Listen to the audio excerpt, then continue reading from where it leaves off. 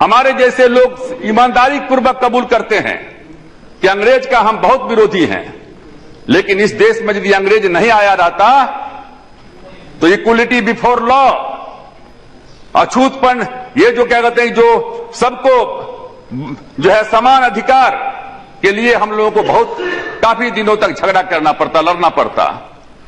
अंग्रेज ने सारे कुरीतियों में से बहुत कुरीति को उन्होंने खत्म करने का काम किया, एक सिस्टम देने का काम किया। बाबा साहब अम्बेडकर ये पूना पैक्ट, बहुत लोग कहते हैं आरक्षण आरक्षण आरक्षण क्यों हो, मैं उस पर बाद में आऊंगा, लेकिन ये पूना पैक्ट क्यों लगाया गया था? अंग्रेज ने कहा था कि देश की आजादी मिलेगी, बाबा साहब अम्बेडकर ने कहा था हमारा क्या होगा। कॉमनल अवार्ड दिया गया था, कॉमनल अवार्ड।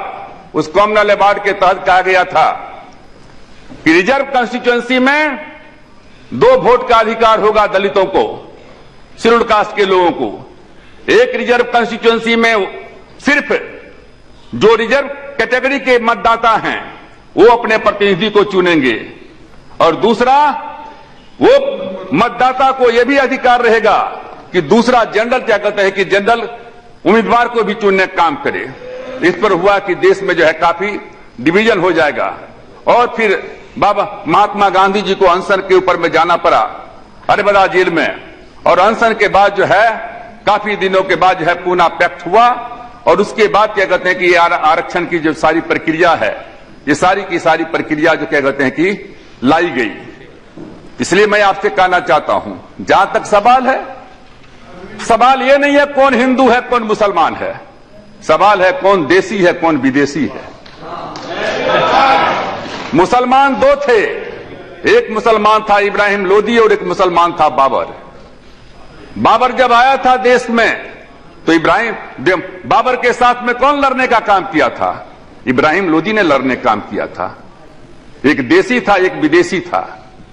देश की आजादी मिली, फांसी के फंदे को चूम लिया खुदीराम बोस हिंदू था, फांसी के फंदे को चूम लिया सरदार भगत सिंह सिख थे, फांसी के फंदे को चूम लिया इस्फाकुल्ला खान मुसलमान था।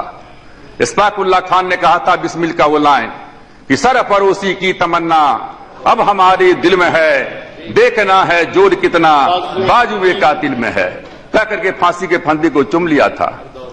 बहादुर शाह जफर मुगल सल्तनत का अंतिम बादशाह था। बहादुर शाह जफर को अंग्रेज ने पकड़ लिया था। अंग्रेज ने बहादुर शाह जफर से कहा था कि दम दमे में दम नहीं है, खैर मांगो जान की, ऐ जफर बस हो चुकी है तेग हिंदुस्तान की। तो बहादुर शाह जफर ने अंग्रेज से कहा था कि हिंदियों में बू रहेगी जब तलक ईमान की, तख्त लंदन तक चलेगी तेग हिंदुस्तान की। और बहादुर शाह जफर जब मरने लगे तो बहादुर शाह जफर ने लिखा कि कितना है बदनसीब जफर, दफन के लिए 2 गज जमी भी ना मिला कुएं यार में। इसलिए भाइयों मैं कहना चाहता हूं, ये हिंदू मुसलमान कम्युनलिज्म सेकुलरिज्म ये बहुत हो चुका।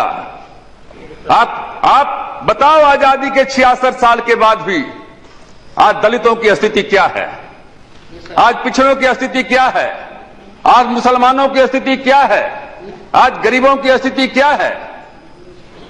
हमने कहा था यहां हुकुमदेव भाई बैठे हुए हैं, डॉक्टर लोहिया, डॉक्टर राम मनोहर लोहिया, हम लोग कब से नारा लगाते थे, संयुक्त सोशलिस्ट पार्टी में थे, उस समय से हम लोग नारा लगाते थे, कहते थे संसो पाने गांधी बांधी गांठ, पिछड़ा पावे 100 में 60, राजपाट है किसके हाथ, अंग्रेजी और ऊंची जात, ऊंची जात का क्या पहचान, गिटपिट बोले करे न काम, छोटी जात का क्या पहचान, करे काम और सहे अपमान।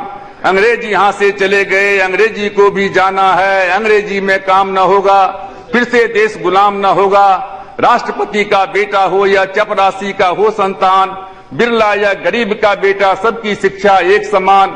करखनिया दामों का कीमत आने खर्च से डौरा हो, अन्न की दाम की घटती बढ़ती याने शेर के भीतर हो। जो जमीन को जोते बोबे वो जमीन का मालिक है, जुल्म करो मत जुल्म सहो मत, जीना है तो मरना सीखो, कदम कदम पर लड़ना सीखो। ये सारा का सारा हम लोग उस समय से लड़ते आ रहे हैं, आज भी क्या कहते कोई चीज चल रहा है।